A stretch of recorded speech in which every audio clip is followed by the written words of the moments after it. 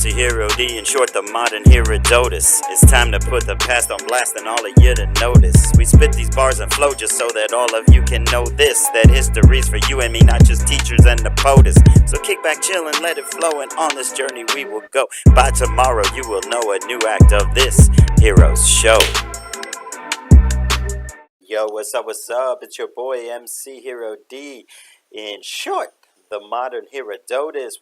We're going to put the past on blast today as we get into one of the most volatile decades in American history, the 1960s. Yeah, so strap in, get ready, because this is going to be live. The 60s kicked off with Camelot, a handsome young prez and a wife kinda hot. Tough on the commies and committed to space.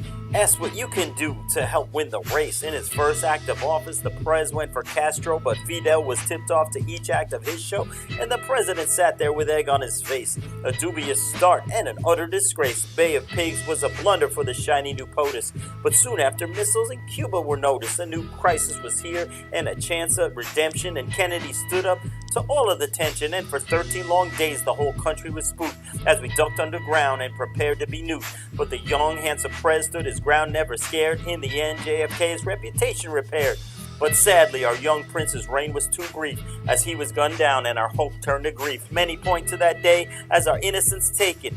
We were now lost, our foundation was shaken, and young folks called hippies chose to tune out, had different ideas of what life was about. Free love, free of judgment, world free of aggression, chose a path of their own that reflects self-expression. And far out was this life, often aided by tripping, while in Southeast Asia the balance was tipping, and the domino theory was now put in motion as troops were deployed across the vast ocean to Nam. Vietnam had no clue where it was, but apparently rebels were causing a buzz. Chinese-aided missions, a communist coup, the Cold War extended and our support grew. And Johnson, not sure what to do with this war that was passed down to him from the leaders before, he was focused on home, didn't want to ignore the civil rights movement or the needs of the poor. So he increased the troops to get done with it quick.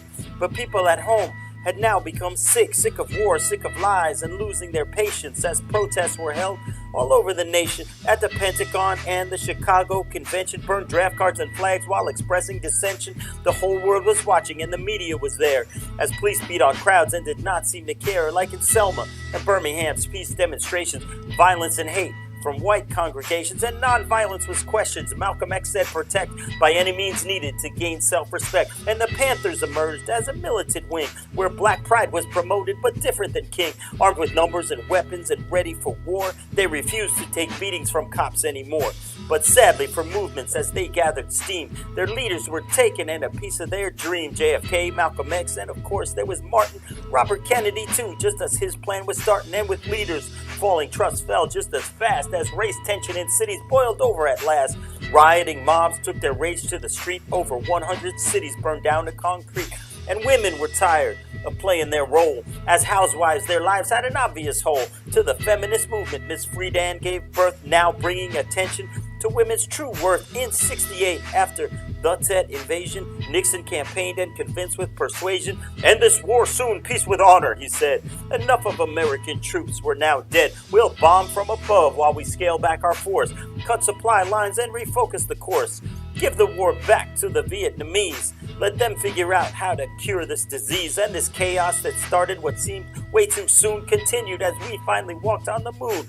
A decade of promise, hate, fear, love, and hope culminated at Woodstock, a concert so dope. One last party, one dance, one big celebration brought hundreds of thousands from across the nation. Hippies and students, folks brown, black, and white, danced through the rain from the morning till night. And they danced through the mud while they tripped and reflected on changes that happened that no one expected. The 60s saw questions, protests, and confusion. In the end, we can call it a true revolution. That's the 60s for you, bruh. Alright, Hero D. Peace and truth, y'all. Out.